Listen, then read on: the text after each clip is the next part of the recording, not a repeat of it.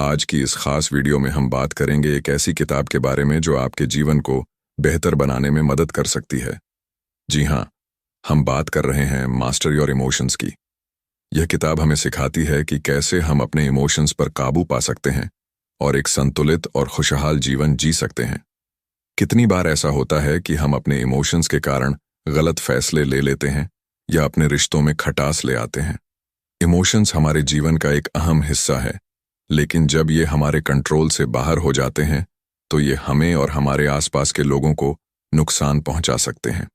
Master your emotions न सिर्फ एक किताब है, बल्कि यह एक गाइड है जो आपको आपकी भावनाओं को समझने, पहचानने और उन पर नियंत्रण पाने की कला सिखाती है। इसमें आपको मिलेंगे प्रैक्टिकल टिप्स और स्ट्रैटेजीज जो आपको आपके दैनिक जीवन में मदद करेंगे। चाहे आप स्ट्रेस, एंग्जाइटी या डिप्रेशन से जूझ रहे हों, या फिर आप अपने काम और पर्सनल लाइफ के बीच बैलेंस बनाना चाहते हो, यह किताब आपके लिए एक बेहतरीन टूल साबित हो सकती है। इस किताब की सबसे बड़ी खासियत यह है कि यह हमें सिखाती है कि कैसे हम अपने थॉट्स को पॉजिटिव डायरेक्शन में ले जा सकते हैं। अक्सर हम अपने नेगेटिव थॉट्स में फंस जाते हैं और इससे हमारा मूड और हमारी हेल्थ दोनों प्रभावित होते हैं। इस किताब में दी गई टेक्निक्स की मदद से हम अपने नेगेटिव थॉट्स को पहचान सकते हैं और उन्हें पॉजिटिव थॉट्स में बदल सकते हैं। तो अगर आप भी अपने इमोशंस को बेहतर तरीके से मैनेज करना चाहते हैं और अपने जीवन में एक पॉजिटिव चेंज लाना चाहते हैं, तो इस वीडियो को अंत तक जरूर देखें। हम आपको इस किताब के हर पहलू से रूबरू कराएंगे और आपको बताएंगे कि कैसे आप इसे अपने जीवन में लागू कर सकते हैं। वीडियो को लाइक करें, शेयर करें, और अगर आपने अभी तक हमारे चैनल को सब्सक्राइब नहीं किया है तो जल्दी से सब्सक्राइब कर लें ताकि आप आगे भी ऐसी ही रोचक और ज्ञानवर्धक वीडियो देख सकें। चलिए अब बिना किसी देरी के शुरू करते हैं आज की इस शानदार किताब मास्टर योर इमोशंस की जर्नी और जानते हैं कि कैसे हम अपने इमोशंस के मास्टर बन सकते हैं। Chapter 1, how your survival mechanism affects your emotions. क्या आपने कभी सोचा है कि आपकी आज की जिंदगी आपके पूर्वजों की जिंदगी से कितनी अलग है? आज आपको खाने के लिए जंगल में जाकर जानवरों का शिकार करने की जरूरत नहीं पड़ती। बाजार में आप आसानी से अपनी जरूरत की चीजें खरीद सकते हैं। आपको किसी जंगली जानवर से छिपने या डरने की जरूरत भी नहीं है, क्योंकि अब वो आपके घर में घुसकर आपका शिकार नहीं कर सकता। लेकिन फिर भी आपके भीतर एक ऐसा प्राचीन सर्वाइवल मैकेनिज्म है जो कभी खत्म नहीं हुआ।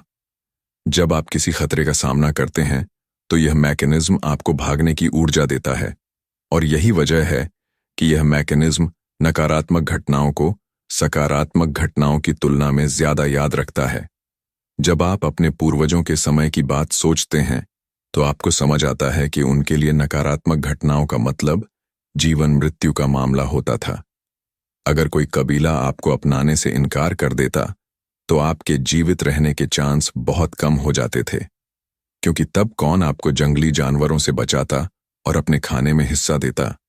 आज भले ही आपकी जान पर कोई खतरा न हो, फिर भी नकारात्मक घटनाएं हमें भावनात्मक रूप से तकलीफ देती हैं। जब आपका बॉस आपको डांटता है तो आपको बुरा लगता है।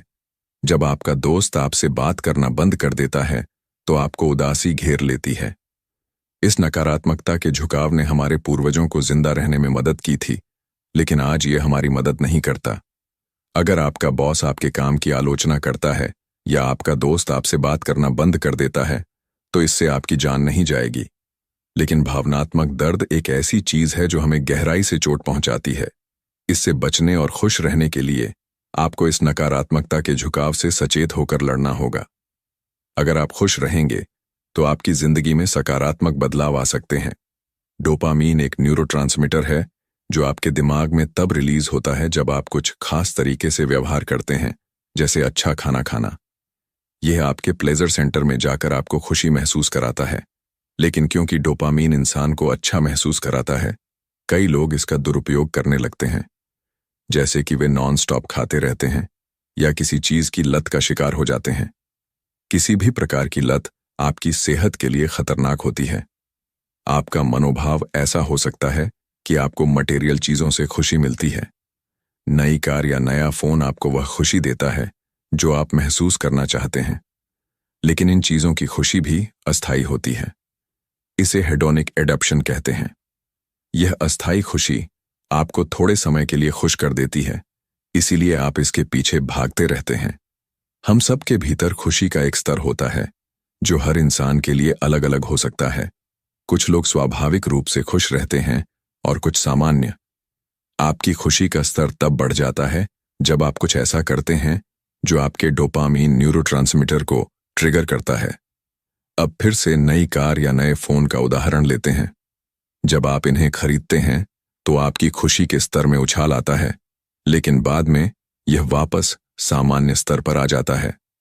तो क्या इसका मतलब है कि आपको खुशी के पीछे नहीं भागना चाहिए क्योंकि यह हमेशा उच्च स्तर पर नहीं रहेगी? बिल्कुल नहीं। द हाउ ऑफ हैप्पीनेस के लेखक सोंजा ल्यूबोमिर्स्की के अनुसार खुशी का 1% होता है। आपकी खुशी का 50% आपके जीन से आता है, 40% आंतरिक कारकों के कारण होता है और सिर्फ 10% बाहरी कारकों से आता है, जैसे मटेरियल चीजें या प्रमोशन मिलना। इस खुशी के प्रतिशत से हमें यह सीखने की जरूरत है कि खुश होना हमारे ऊपर निर्भर करता है, इस बात पर नहीं कि हमारे साथ क्या होता है। सच्ची खुशी तो हमारे भीतर से आती है। Chapter 2 the nature of emotions. हमारे भावनाओं को संभालना कभी कभी बहुत मुश्किल हो सकता है, खासकर जब वे नकारात्मक हों।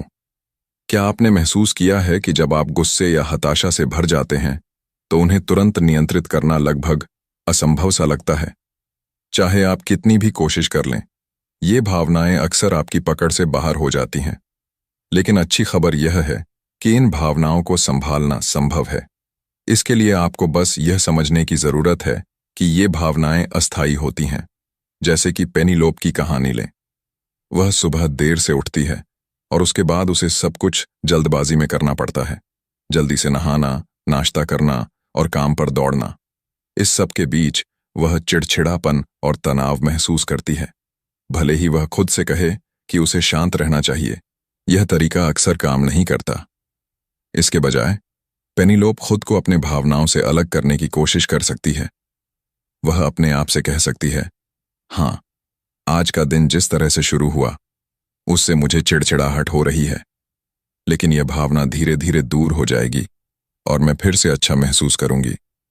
ये मान लेना कि भावनाएं आती जाती रहती हैं एक महत्वपूर्ण सबक है। जो आप अभी महसूस कर रहे हैं वह हमेशा के लिए नहीं रहेगा। नकारात्मक भावनाएं हमेशा बुरी नहीं होती। इन्हें बेकार समझना ठीक नहीं है। कई बार ये भावनाएं आपके लिए प्रेरणा का कारण बनती हैं। हार की भावना आपको अगली बार और अधिक मेहनत करने के लिए प्रेरित करती है।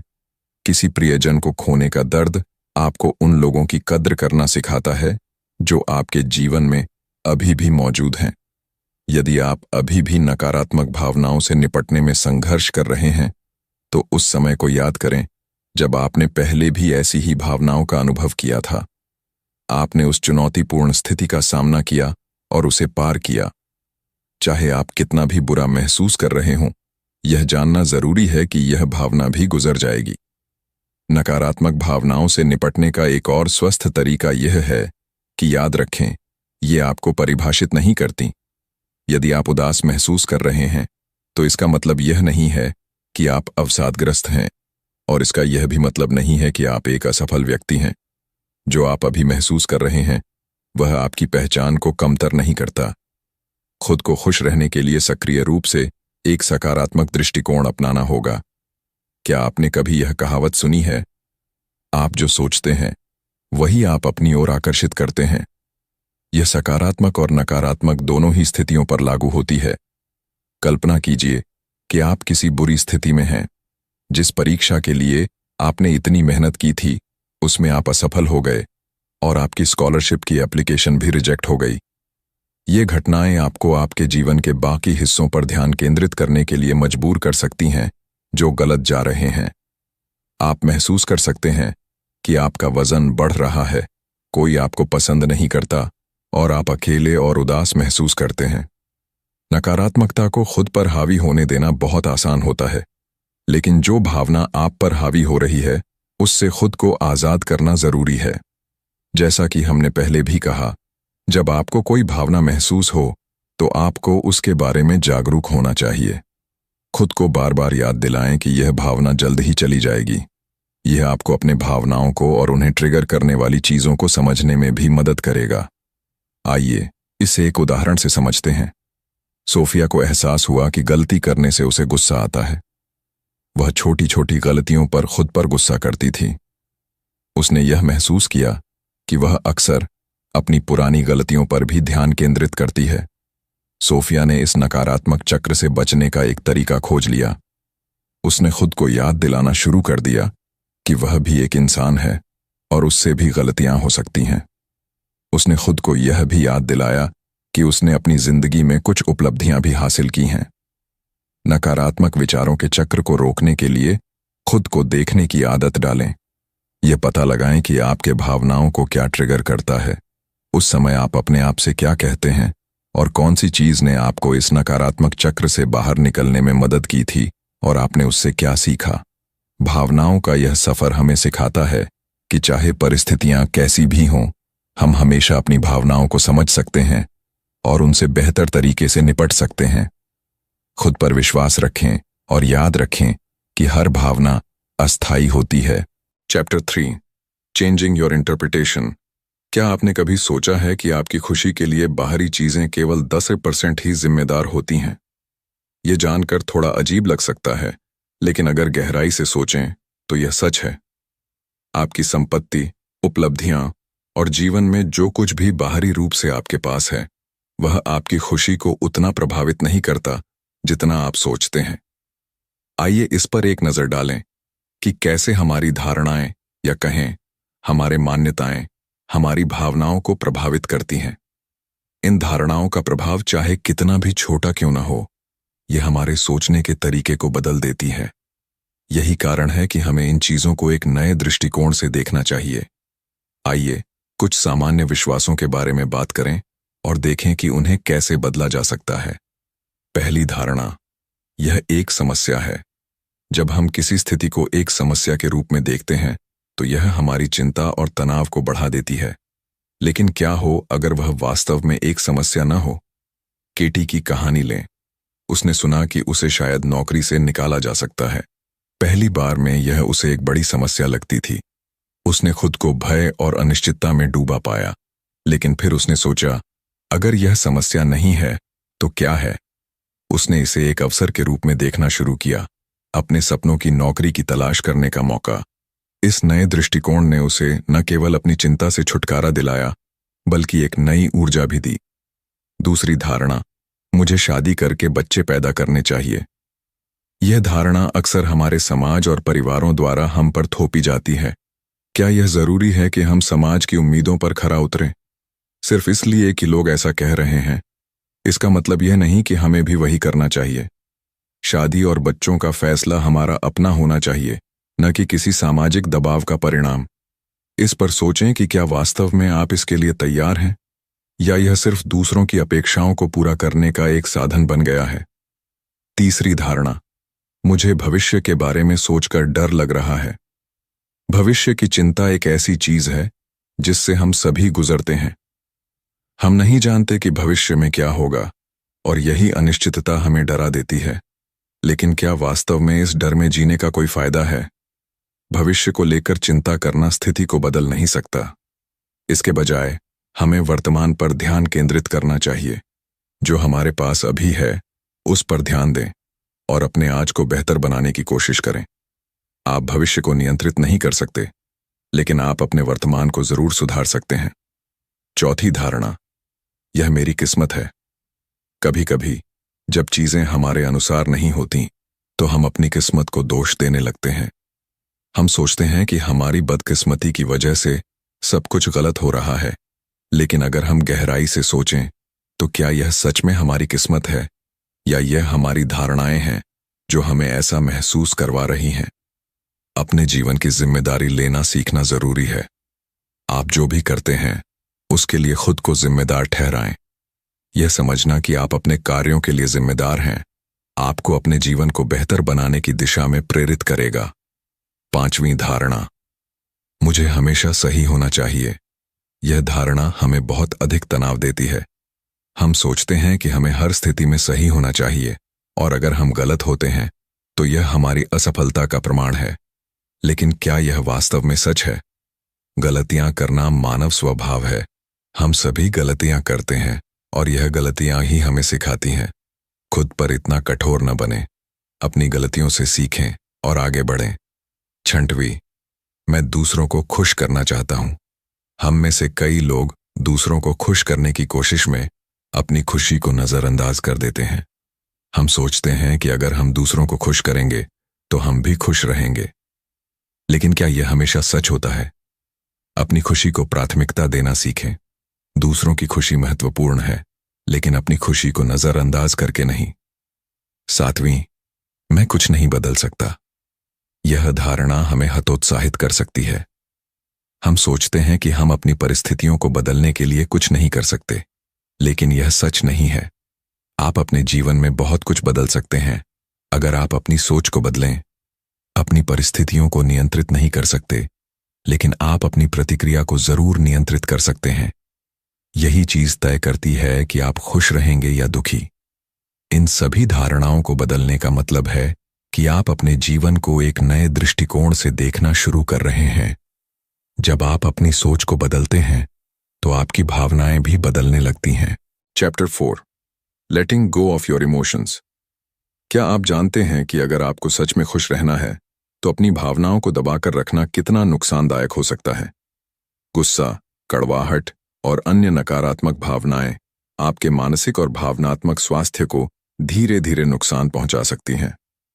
इससे पहले के अध्यायों में हम इन चीजों पर चर्चा कर चुके हैं और यह बताने की जरूरत नहीं कि ये भावनाएं हमारे शरीर पर भी असर डालती हैं। याद करें कि जब आपको गुस्सा आता है तो आपके शरीर में क्या होता है? दिल की धड़कन बढ़ जाती है, हाथों में पसीना आ जाता है, शरीर गर्म महसूस करने लगता है और किसी भी चीज पर ध्यान केंद्रित करना मुश्किल हो जाता है। इसलिए यह बेहद जरूरी है कि हम अपने भावनाओं को दिल में दबाकर न रखें। सबसे पहले अपने भावनाओं को खुद से अलग करके उन्हें निरीक्षण करें। पैनी के बॉस ने जब तीसरी बार उसके काम में सुधार की बात कही तो उसने खुद को बहुत बेवकूफ महसूस किया। उसे लगा जैसे वह इस नौकरी और पद के लायक ही नहीं है। यह एक सामान्य प्रतिक्रिया थी, लेकिन पैनी ने तय किया कि वह इस भावना से खुद को अलग रखेगी। उसने खुद से कहा, मुझे बेवकूफ जैसा महसूस हो रहा है, लेकिन मैं बेवकूफ नहीं हूं। यह सोचने में बड़ा फर्क होता है कि हम अपनी भावनाओं को खुद से जोड़कर देखते हैं या उन्हें एक अलग चीज के रूप में। पैनी ने खुद को नकारात्मक बातें सुनाने से भी रोका। जब भी वह ऐसा महसूस करती, वह उन पलों को याद करती जब उसने खुद को बेवकूफ समझा था, लेकिन उसने यह सोचकर खुद को और अधिक नकारात्मक भावनाओं में घेरने से बचाया। दूसरा, अपनी भावनाओं को एक लेबल दें। भावनाओं को एक ऐसी चीज के रूप में समझें जो अस्थायी है, जैसे कपड़े। आप उन्हें पहनते हैं और फिर बदल भी लेते हैं। आपकी भावनाएं आपको परिभाषित नहीं करती। पैनी की तरह अपने भावनाओं को देखने का तरीका बदलें। उदाहरण के लिए, मैं दुखी हूं की बजाय कहें, मुझे दुख महसूस हो रहा है। यह बदलाव आपके और आपकी भावनाओं के बीच दूरी पैदा करता है, जिससे उनसे दूर होना आसान हो जाता है। तीसरा, अपनी भावनाओं को पकड़े मत रखें, उन्हें जाने दो। यह समझना जरूरी है कि हम 2 कारणों से अपनी भावनाओं पर निर्भर हो जाते हैं। पहला, यह उन कहानियों को और मजबूत करता है जो हम खुद को बताते हैं। जब हम दुखी होते हैं तो हम और अधिक दुखी महसूस करना चाहते हैं। यह दुख की बात है कि ज्यादातर लोग खुद को तकलीफ पहुंचाने की प्रवृत्ति रखते हैं। दूसरा, हमें लगता है कि हम अपनी भावनाओं के बिना अधूरे हैं, लेकिन क्या यह सच है? जब तक हम खुद को अपनी भावनाओं से जोड़ते रहेंगे, तब तक हम परेशान रहेंगे। एमिली को अक्सर अधूरापन महसूस होता था। वह अपने दोस्तों और सहकर्मियों की तुलना में खुद को हारा हुआ समझती थी। जब उसने देखा कि वे अपने व्यक्तिगत मील के पत्थर हासिल कर रहे हैं, तो उसे उनसे ईर्ष्या होने लगी।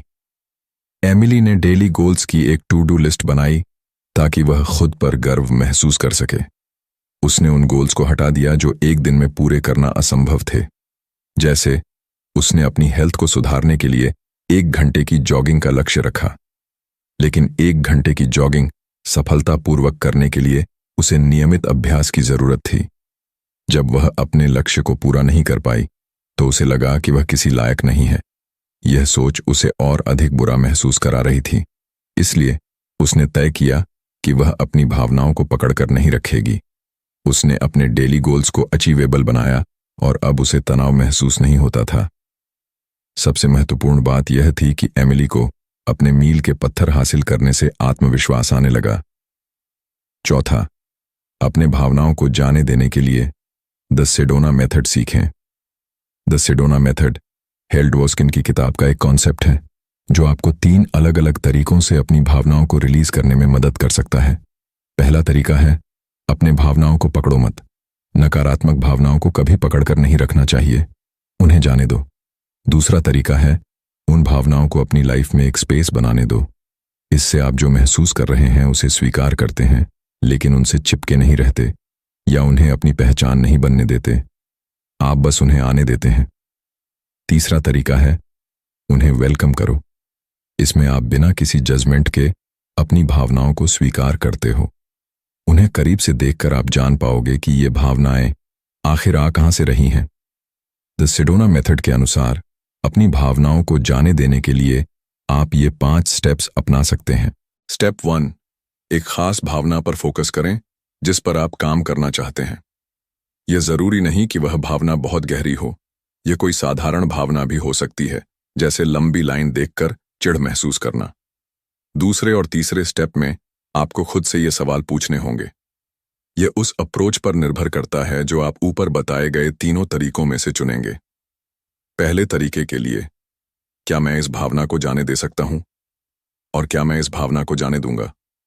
दूसरे तरीके के लिए, क्या मैं इस भावना को यहां रहने दे सकता हूं?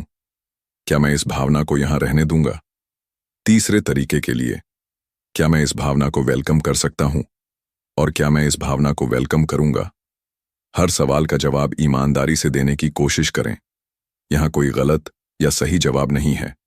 इसे समझने का बस एक तरीका है कि आप क्या महसूस कर रहे हैं यह समझें और फिर उस भावना को आने दें। स्टेप 4, खुद से पूछें, कब? आपका जवाब हमेशा होना चाहिए, अभी। आपको इस भावना से छुटकारा पाना है। बहाने मत बनाओ, इसे रिलीज करना ही होगा, चाहे कुछ भी हो जाए। स्टेप 5, पूरे प्रोसेस को फिर से दोहराएं जब तक कि आपने जो भावना फोकस करने के लिए चुनी है वह दूर न हो जाए। द सेडोना मेथड सुनने में जितना सरल लगता है उतना ही प्रभावशाली भी है। हो सकता है कि आपको इस प्रक्रिया पर शुरुआत में भरोसा न हो, लेकिन इसे आजमाने में कोई नुकसान नहीं है। अपने भावनाओं को जाने देने की डेली प्रैक्टिस करें। जल्द ही आप अपने भावनाओं के मास्टर बन जाएंगे। यह अध्याय हमें सिखाता है कि हमारे भावनाओं के साथ हमारा रिश्ता कितना महत्वपूर्ण है। जब हम उन्हें जाने देना सीखते हैं तो हम खुद को एक नई आज़ादी और खुशी में पाते हैं। अपने जीवन को बेहतर बनाने के लिए अपने भावनाओं को जाने दो और एक नई शुरुआत करो। Chapter 5, how emotions can guide you in the right direction. Emotions ये हमारी जिंदगी का हिस्सा है। कभी कभी हल्की फुल्की खुशी, कभी गहरा दुख, तो कभी ऐसा गुस्सा जो दिल की धड़कनें तेज कर देता है। लेकिन क्या आपने कभी सोचा है कि ये इमोशंस सिर्फ फीलिंग्स नहीं बल्कि हमारी लाइफ के लिए एक गाइडेंस सिस्टम भी हो सकते हैं? हैरियट की कहानी सुनिए। वो हमेशा स्ट्रेस में रहती थी।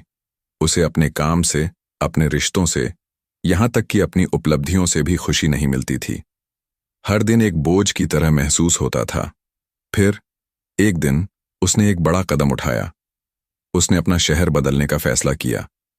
ये कदम उसकी जिंदगी का सबसे सही फैसला साबित हुआ। हर नई सुबह अब उसे उत्साह से भर देती थी। वो छोटी छोटी चीजों में भी खुशियां ढूंढने लगी। कभी वो किसी पार्क में बैठकर पक्षियों को निहारती, तो कभी किसी कैफे में बैठकर अपनी मनपसंद कॉफी का स्वाद लेती। हैरियट ने अपने इमोशंस को समझा और वो बदलाव किया जो उसकी जिंदगी को नई दिशा में ले गया। हैरियट की इस कहानी से एक बात साफ है, अगर उसने अपने इमोशंस को अनदेखा कर दिया होता तो शायद वो कभी उस बदलाव के बारे में सोच भी नहीं पाती।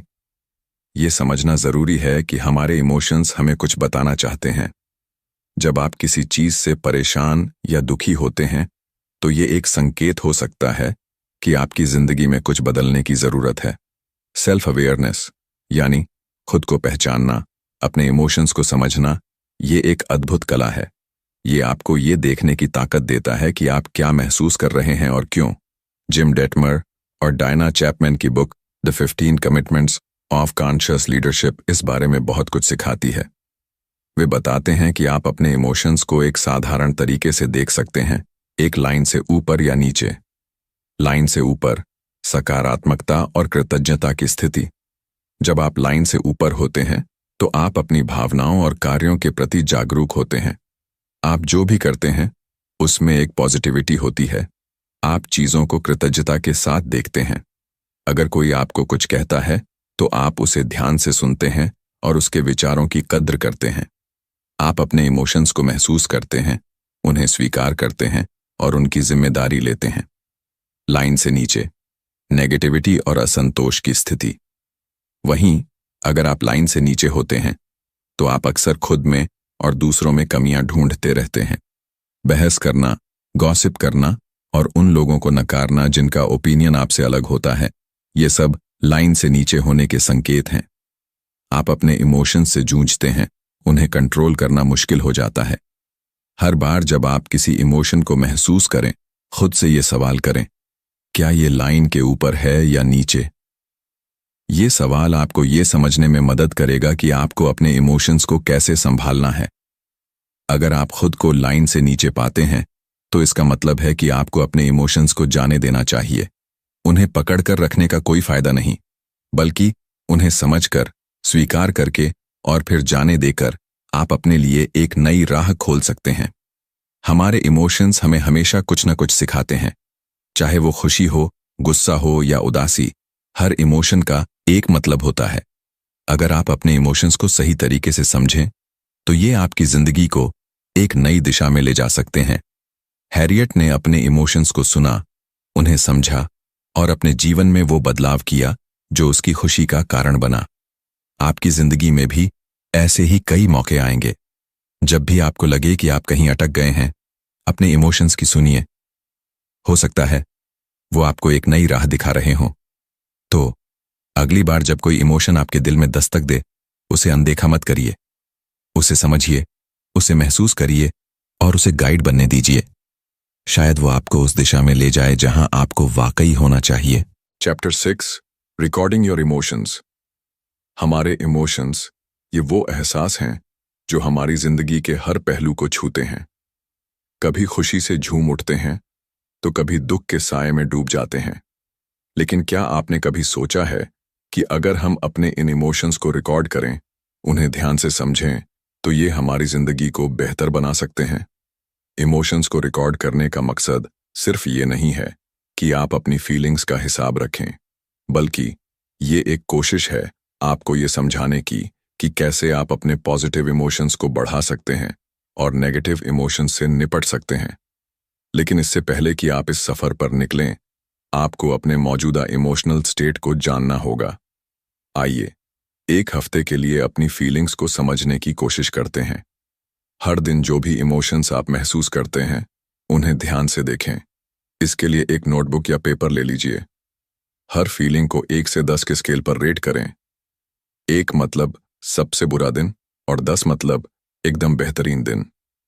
हर दिन की फीलिंग्स लिखें। क्या आपने खुशी महसूस की, गुस्सा आया या कहीं उदासी ने आपको घेर लिया? और हफ्ते के अंत में अपने पूरे हफ्ते का टोटल स्कोर निकालें। लेकिन यहीं पर नहीं रुकना है।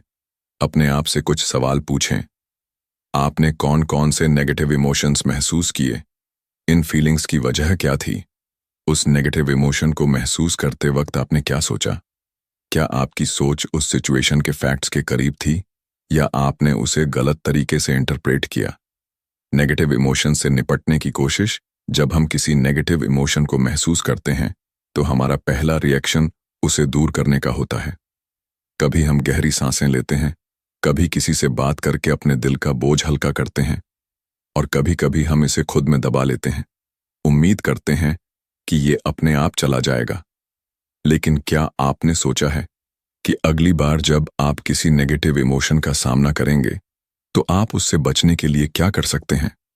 क्या आप उस इमोशन को पहचानेंगे, उसे समझेंगे और फिर उससे निपटने के लिए एक बेहतर तरीका अपनाएंगे। जब आप अपने इमोशंस को रिकॉर्ड करते हैं तो आप दो अहम चीजें हासिल करते हैं।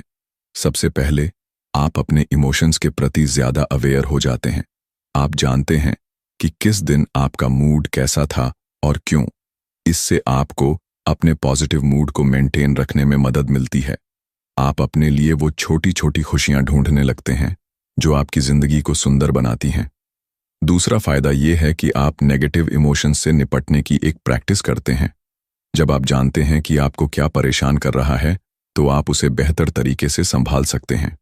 आप अपने लिए ऐसे तरीके ढूंढ सकते हैं जो आपको नेगेटिव इमोशंस से छुटकारा दिलाएं और खुशी की तरफ ले जाएं। अपने इमोशंस को रिकॉर्ड करना एक साधारण सी एक्टिविटी लग सकती है, लेकिन इसका असर गहरा होता है। ये आपको खुद के साथ जुड़ने का एक मौका देता है। ये आपको सिखाता है कि आपकी फीलिंग्स सिर्फ एक पल की बात नहीं है, बल्कि ये आपकी जिंदगी का एक अहम हिस्सा है। जब आप अपने इमोशंस को रिकॉर्ड करते हैं तो आप अपने आप को बेहतर तरीके से समझते हैं। आप जानते हैं कि किस चीज से आपको खुशी मिलती है और किससे दुख, और यही समझ आपको एक बेहतर, खुशहाल और संतुलित जिंदगी की ओर ले जाती है। तो इस हफ्ते अपने इमोशंस को रिकॉर्ड करने की कोशिश कीजिए। देखिए कि ये आपकी जिंदगी को कैसे बदलता है। अपने इमोशंस को समझिए, उन्हें अपनाइए और अपने लिए एक नई राह चुनिए जो आपको खुशियों की ओर ले जाए। इस पुस्तक में दी गई हर सलाह हमें यही सिखाती है कि हम अपने इमोशंस को समझें, उन्हें स्वीकारें और उनका सही तरीके से प्रबंधन करें। जब हम अपने इमोशंस पर कंट्रोल पाते हैं तो हम अपनी जिंदगी में सच्ची खुशी और संतुलन पा सकते हैं। इमोशंस हमारे अनुभव का हिस्सा है, लेकिन अगर हम इन्हें सही दिशा में ले जाएं तो ये हमें हमारी मंजिल तक पहुंचा सकते हैं। हमें खुद को समझने, स्वीकारने और अपने इमोशंस को जागरूकता से जिएं। अगर आपने ये किताब पढ़ी या इस वीडियो को देखा तो आप खुद से वादा कीजिए कि आप अपनी भावनाओं को एक नई दिशा देंगे। हर दिन एक कदम और बढ़ाइए। अपने इमोशंस को समझते हुए अपनी जिंदगी को बेहतर बनाइए। अगर आपको ये वीडियो पसंद आया हो तो इसे लाइक और शेयर जरूर करें।